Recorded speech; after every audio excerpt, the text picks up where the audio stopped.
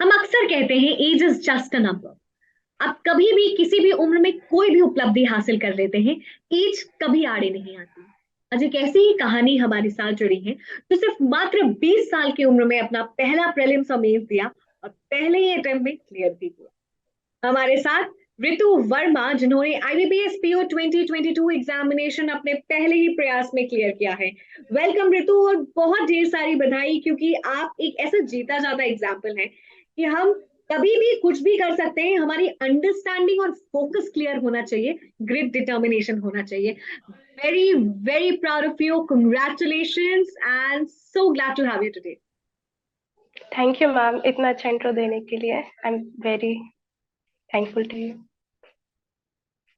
Ritu, we are very thankful, क्योंकि हम अक्सर बात करते हैं टॉपर्स से, बट 20 साल की उम्र में, एक बहुत ही छोटी सी उम्र होती है जब मात्र एक इंसान अपना ग्रेजुएशन करता है और जस्ट फिगर आउट करने की कोशिश करता है करना क्या है।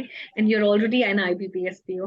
किस तरीके से फीलिंग है, किस तरीके की फीलिंग है when you think about your journey, you think about your self and about your accomplishment? Ma'am बिल्कुल ही अनबिलीवेबल था ये तो। जब रिजल्ट देखा था अनएक्सपेक्टेड भी था, बट बहुत ज्यादा प्राउड मोमेंट हुआ। फैमिली को भी बहुत अच्छा लगा और बहुत ज्यादा खुशी का माहौल है। थोड़ा सा बताएं ऋतु अपने बारे में। मैम मैंने मैं झांसी की रहने वाली हूँ, उत्तर प्रदेश से।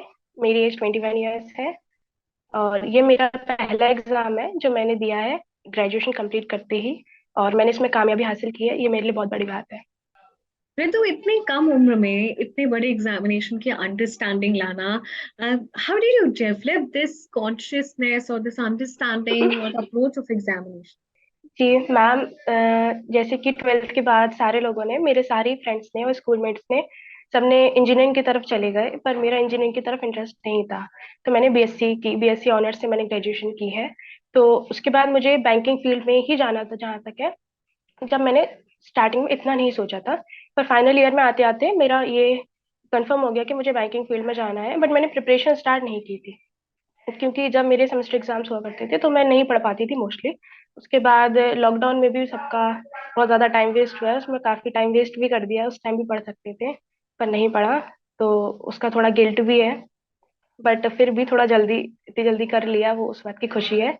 जैसे ग्रेजुएशन कंप्लीट हुई, मैंने अपना एक दिन भी वेस्ट नहीं किया और मैं सीधे पढ़ने बैठ गई। मीन्स ग्रेजुएशन कंप्लीट होते ही मैं पढ़ने बैठ गई, मैं इसकी तैयारी में बैठ गई, क्योंकि मेरे पास बहुत ही कम टाइम था। मेरे पास लगभग सिर्फ 2 महीने थे, एग्जाम था जब मेरा। तो मैंने 2 महीने में जितना हो सके, मैं चाहती थी जितना जल्दी मैं कर सकूं कंप्लीट, उतना मैंने किया।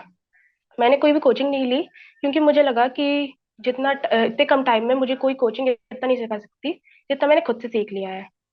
इसलिए मैंने सेल्फ प्रिपरेशन को ही प्रेफर किया।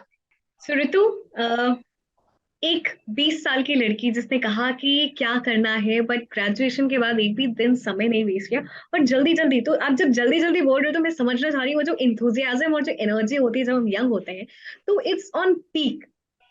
और आपने बताया कि जल्दी जल्दी कंप्लीट किया, तो जल्दी जल्दी कैसे कंप्लीट किया? क्योंकि बहुत सारे लोग हैं जो समझना चाहेंगे कि कैसे जल्दी सिलेबस को खत्म करें, और अगर पहले अटेम्प्ट में उनका नहीं हुआ है तो दूसरे तीसरे अटेम्प्ट में हाउ मेक इट वर्क?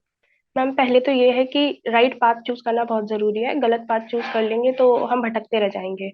तो एक राइट पाथ चूज करना जरूरी है, और सही सोर्सेज को फॉलो करें। और मैंने कुछ ही सोर्सेज को फॉलो किया, बहुत लिमिटेड सोर्स रखे हैं। और मैंने उन पे बिलीव किया है कि हाँ, ये मेरी हेल्प जरूर करेंगे, मैं इनसे कर सकती हूँ चीज। बताएं पूरा रोड मैप। और सबसे पहले रोड मैप से पहले what was going in your mind, और बैंक एग्जामिनेशन की इतनी सटीक अंडरस्टैंडिंग कैसे डेवलप की? That is what we are more interested to know. Ma'am in understanding उस टाइम पे नहीं थी, पहले नहीं थी जब मैं एग्जाम के लिए सोचा था कि मैं दूंगी। और उस टाइम नहीं पता था, बिल्कुल कुछ भी नहीं पता था बैंकिंग एग्जाम के बारे में। और पहले तो एग्जाम के बारे में जानना ही जरूरी है, फिर एग्जाम क्लियर करना तो एक अलग बात है। तो एग्जाम के बारे में मैंने सब कुछ जाना, पर बहुत ही कम टाइम में सब कुछ, मतलब कम से कम टाइम में मैं जितना ज्यादा कर सकती थी, मैं ज्यादा ज्यादा आउटपुट लाना चाहती थी। तो वो मुझे मिला भी है। स्ट्रगल्स बीच में करे हैं, स्ट्रगल्स आए हैं, तो वो तो होते हैं हर जर्नी में, हर सक्सेस की जर्नी में स्ट्रगल होते हैं। तो मैंने ग्रेजुएशन कंप्लीट करते ही बैंकिंग फील्ड के, मैंने किसी मॉक टेस्ट को सबसे ज्यादा इंपॉर्टेंस दी है मैंने अपनी जर्नी में। मॉक टेस्ट ने मेरा सबसे ज्यादा हेल्प किया है। उसकी वजह से ही मैं सक्सेस पे पहुंची हूँ, मैंने क्लियर कर पाया एग्जाम को। तो ऋतु अप्रोच तो बताई, लेकिन हम अपने गोल को देखते हैं, then we just start making writing down each steps to reach the road map. तो वो रोड मैप का ईच स्टेप बताएं ऋतु। जी, मैंने सबसे पहले ये देखा कि इसमें कौन कौन सब्जेक्ट्स हैं और उन सब्जेक्ट्स में मेरी कैसी पकड़ है। तो मैंने रियलाइज किया इंग्लिश मेरा इसमें स्ट्रॉन्ग सब्जेक्ट था, और जीके मेरा सबसे ज्यादा वीक सब्जेक्ट था, मेरा वीकेस्ट सब्जेक्ट है जीके। और मैथ्स रीजनिंग मॉडरेट है। बट फिर जब मैंने प्री के लिए तैयारी की, मैंने तो मैथ्स रीजनिंग और इंग्लिश थे तब। तो इंग्लिश को मैंने फोकस नहीं किया क्योंकि मेरा ऑलरेडी वो ठीक था। तो मैंने मैथ्स और रीजनिंग पे फोकस किया, और मैथ्स रीजनिंग मैंने अपनी अंडरस्टैंडिंग से क्वेश्चन को पहले करने की कोशिश की। तो मैंने पाया कि मैं क्वेश्चन को कर तो ले रही हूँ बट स्पीड से नहीं कर पा रही हूँ, मेरी एक्यूरेसी भी आ रही है, पर मैं बहुत कम क्वेश्चन अटेम्प्ट कर पा रही हूँ। तो मैंने उनमें सबसे पहले मैंने एक्यूरेसी लाई, पहले मैं क्वेश्चंस को ये देखा मैं कर पा रही हूँ कि नहीं। मैंने सारे क्वेश्चंस को करने देखा, मैंने कर लिया, फिर उनको एक्यूरेट तरीके से कर लिया। उसके बाद मैंने स्पीड लाई, प्रैक्टिस से मैं स्पीड ले आई। तो एक्यूरेसी और स्पीड बहुत ज़्यादा इंपॉर्टेंट है बैंकिंग एग्जाम के लिए।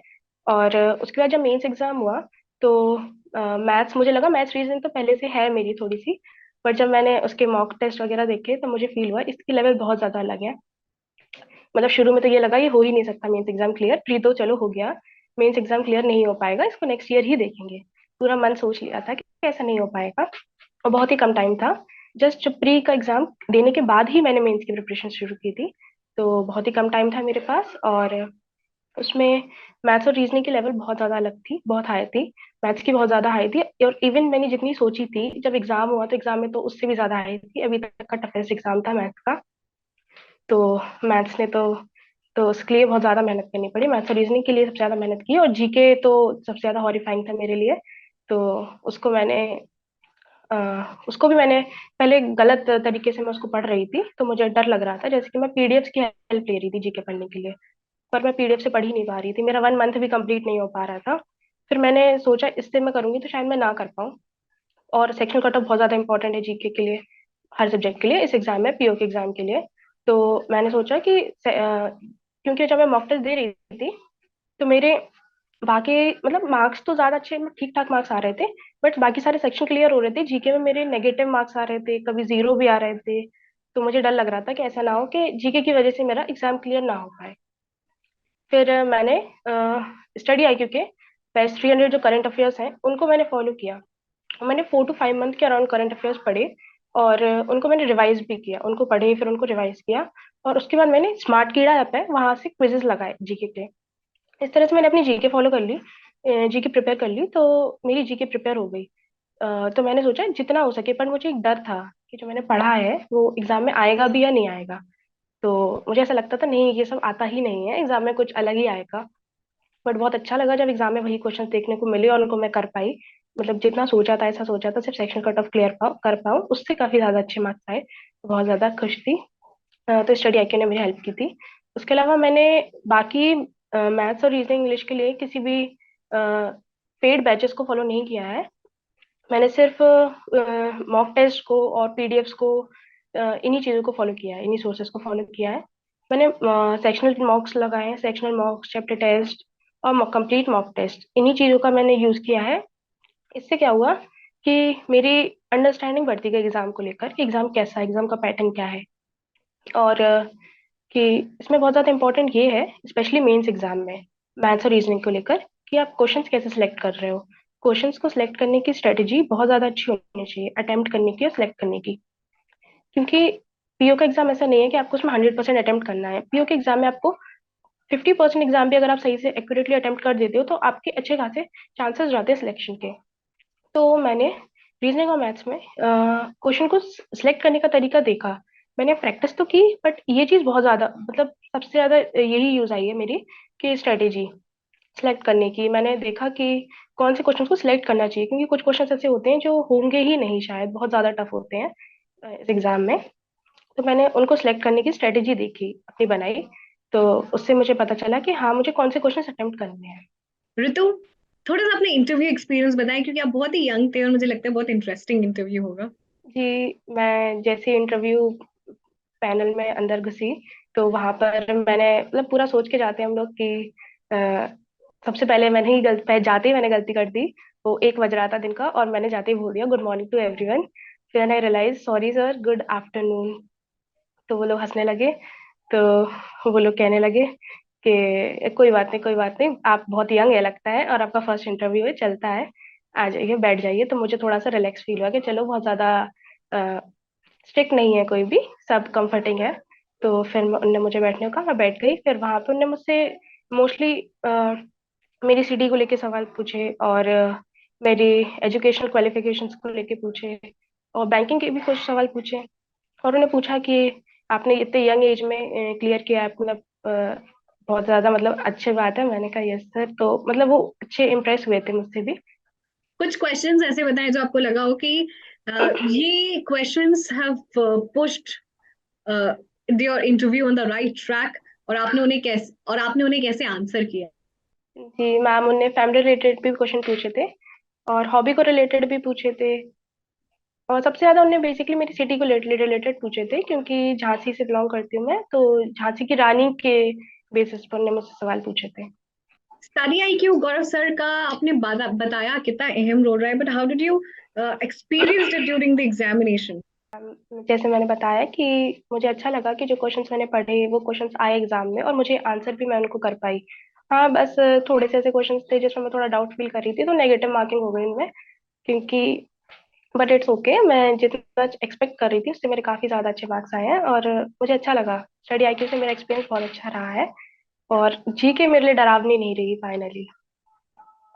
नहीं तो पहला अटेम्प्ट था, कभी लगता था कि पहले ही अटेम्प्ट में क्लियर कर लेंगे, या फिर बस ऐसे ही गए थे कि चलो देख कर आते पहले अटेम्प्ट, क्योंकि कई बार होता है कि people just go and see how the examination is. Yes ma'am, prepare तो किया था, पर सोचा नहीं था कि मतलब शायद क्लियर हो भी पाए या ना हो पाए। और अगर क्लियर प्री होता भी है तो प्री के बाद मेंस होता है, फिर इंटरव्यू होता है, मेरिट लिस्ट होती है। तो इन सारे लेवल्स को क्रैक करना फर्स्ट अटेम्प्ट में नहीं सोच पाते हैं स्टार्टिंग में कि कर लेंगे ही, चाहते हैं पर नहीं सोच पाते उस टाइम पे। बट मेहनत करते हैं तो हो जाता है, फर्स्ट टाइम में भी क्लियर हो सकता है, ऐसा समझ आ गया है। और सबसे भी यही कहना चाहेंगे कि फर्स्ट टाइम में एग्जाम क्लियर कर सकते हैं। ऋतु, कुछ फाइनल टिप सजेशन सभी के लिए। टिप्स ये है कि स्ट्रेटेजी अपनी अच्छी रखें, क्वेश्चंस को सिलेक्शन करने का तरीका अच्छा रखें, कि कौन से क्वेश्चंस को अटेम्प्ट करना चाहिए, कौन से नहीं करना चाहिए। और एग्जाम के टाइम ज़्यादा अपने ऊपर प्रेशर ना लें, उससे अपनी एनर्जी डाउन हो जाती है।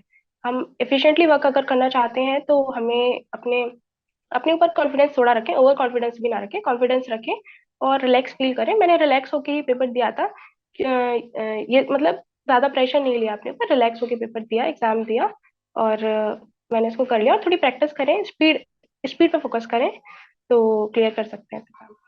थैंक यू ऋतु, पूरी थैंक यू टीम की मैम। तरफ से शुभकामनाएं, wish you good health, good luck, thank you.